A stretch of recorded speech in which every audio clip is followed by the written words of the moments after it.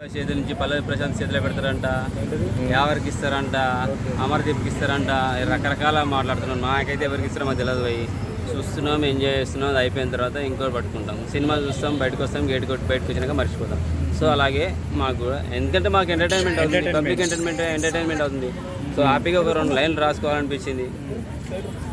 పల్లవి ప్రశాంత్ ఆ పేరు కూడా ఎట్లా వచ్చిందంటే, పల్లవరాజు అనేది ఒక గుడి ఉండేనంట. వాళ్ళ నాన్నగారు పల్లవి ప్రశాంత్ పుట్టినప్పుడు, అంటే జన్మించినప్పుడు ఆ గుడికి వెళ్ళి మొక్కుకుంటే పల్లవి ప్రశాంత్ పుట్టిండంట.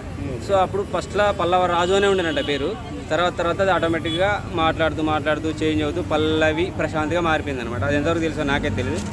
నేను కొన్ని గూగుల్లో అక్కడిక్కడ చూసి బుక్స్లో కొన్ని తెలుసుకుంటే తెలిసింది అనమాట. సో నాకు తెలిసి నేను రాసుకున్న ఒక 4 లైన్లు చెప్తున్నా. రైతన్న కాబట్టి, రైతన్న ఉయ్యాలో, రైతే రాజుర ఉయ్యాలో, పల్లె పోరడు ఉయ్యాలో, పట్నం బూజే 2 ఉయ్యాలో, పల్లవి ప్రశాంత్ ఉయ్యాలో, బిగ్ బాస్ కప్పు గెలవాలో, రైతన్న పేరు ఉయ్యాలో, రౌతుల మీద ఉయ్యాలో, మెరిసేల జక్కలి ఉయ్యాలో, అందులోని పేరు ఉయ్యాలో, సత్యన్న తనయుడు ఉయ్యాలో, సిద్దిపేట సిన్నోడు ఉయ్యాలో, పల్లె పోరడు ఉయ్యాలో, పట్నం బూజే 2 ఉయ్యాలో, పల్లవి ప్రశాంత్ ఉయ్యాలో, బిగ్ బాస్ కప్పు గెలవాలో, పల్లవాదే వరకు ఉయ్యాలో, ప్రణమిల్లితే ఉయ్యాలో, నీ జనని కడుపులో ఉయ్యాలో, ప్రాణం బూబోసే ఉయ్యాలో, నిన్ను చూసినంక ఉయ్యాలో, నింగి నేల ఒక్కటవ్వాలో, నింగిలో సుక్కలు ఉయ్యాలో, నిచ్చెనెక్కి దిగి రావాలో, పల్లె పోరడు ఉయ్యాలో, పట్నం బూజే 2 ఉయ్యాలో,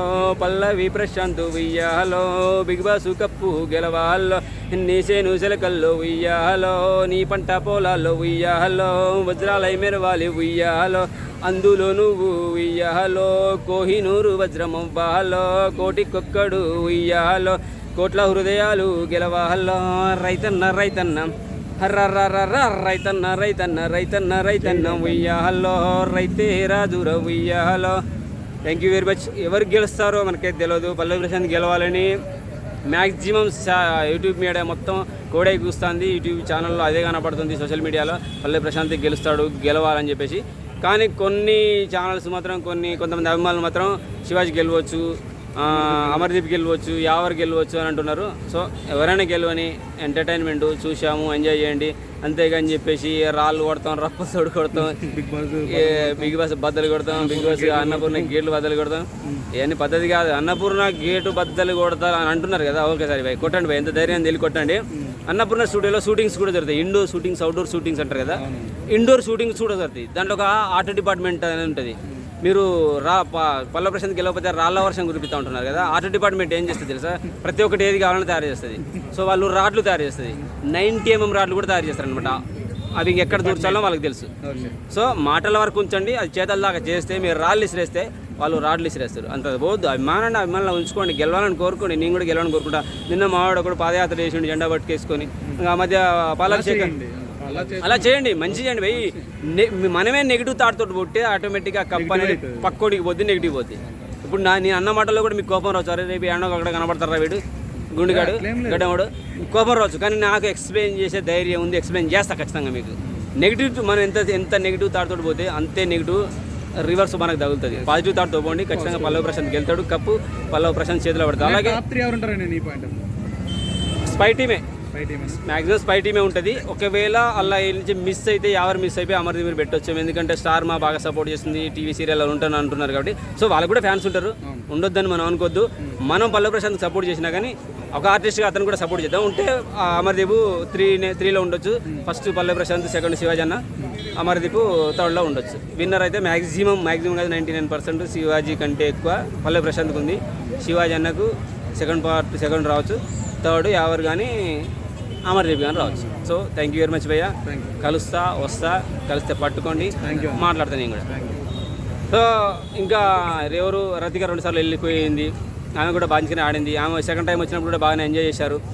మళ్ళీ ఎవరు శోభా శెట్టిని కూడా బాగానే ట్రోల్ చేశారు. ప్రియాంక కూడా బాగానే ఆడుతుంది. అలాగే మన ఎవరు అంబటి అర్జున్ అన్న మధ్యలో వచ్చి బాగానే ఆడుతున్నాడు. ఆయనది కూడా ఏదో చిన్న బయట ఒకటి కనపడేది.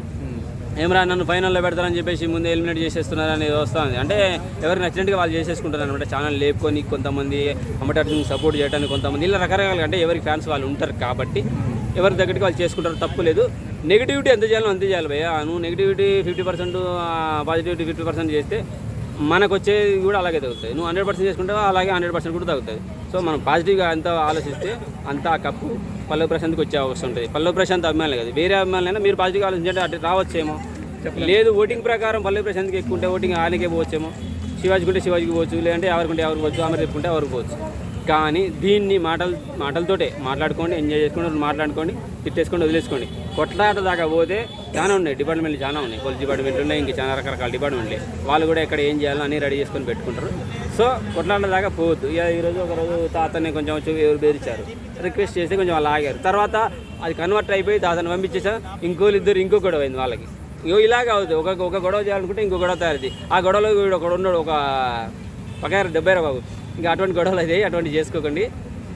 నచ్చిన వ్యక్తిని మెచ్చుకోండి, నచ్చని వ్యక్తిని అవాయిడ్ చేయండి. అబ్బా నచ్చని వ్యక్తి గురించి మీరు తిట్టుకుంటూ వీడియోలు చేస్తుంటే మాటలు మాట్లాడుతుంటే ఆటోమేటిక్గా నచ్చని వ్యక్తి ఇంకా హైప్ అవుతాడు కదా.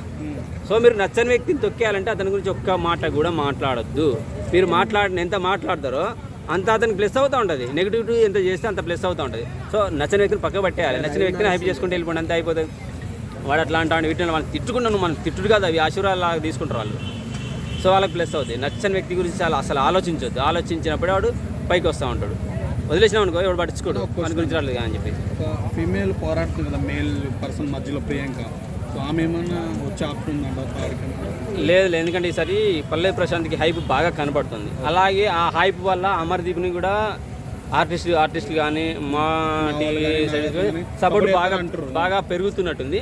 సో ఈసారి ఫీమేల్స్కి వచ్చే అవకాశం అయితే లేదు, రావద్దని మనం అనుకోవద్దు. ఎందుకంటే ఆడపిల్ల ఇంటి దేవత అనుకుంటాం, ఇంటి లక్ష్మి అనుకుంటాం కాబట్టి వాళ్ళకు కూడా సపోర్ట్ చేయాలి. ఎందుకంటే రీసెంట్గా వచ్చిన రేవంత్ అనే ఫస్ట్ ఒక సైన్ పెట్టేశాడు ఒక అమ్మాయికి జాబ్తో. తర్వాత ఇమ్మీడియట్గా లేడీస్కి బస్ ఫ్రీ చేశాడు. సో పెద్ద వాళ్ళే సపోర్ట్ చేస్తున్నప్పుడు బచ్చగల మనంత భయ్. మనకి ఇంట్లో పల్లెటూళ్ళలో చిన్నప్పుడు ఊళ్ళో ఉన్నప్పుడు మన అక్కలో చెల్లెలో మనకు చేతకాని వయసులో వచ్చి వాళ్ళే ఎత్తుకుంటారు. అమ్మ నాన్న లేనప్పుడు వాళ్ళే బాగా సపోర్ట్ చేస్తారు, ఫ్రెండ్స్గా, అక్కల చెల్లెలకు, అలాగే స్కూల్లో కాలేజీలో కానీ. సో వాళ్ళని నెగిటివ్ థాట్తో పక్కకు పెట్టొద్దు, అలాగే వాళ్ళకి సపోర్ట్ చేయకుండా ఉండొద్దు. మనం ఎంత చేయాలో అంత చేయాలి. కానీ అక్కడ చూస్తున్న ఆట ప్రకారం అయితే పల్లవి ప్రశాంత్కి ఎక్కువ ప్లస్ అవుతుంది కాబట్టి సో ఈసారి అమ్మాయిలకు రాకపోవచ్చు. ఎందుకంటే లాస్ట్ టైం బిందు మాధవ్కి వచ్చింది, ఆమె గెలిచింది. సో ఈసారి మ్యాక్సిమం రాకపోవచ్చు అనే థాట్ అయితే నాకుంది. Thank you. Okay, thank you very much.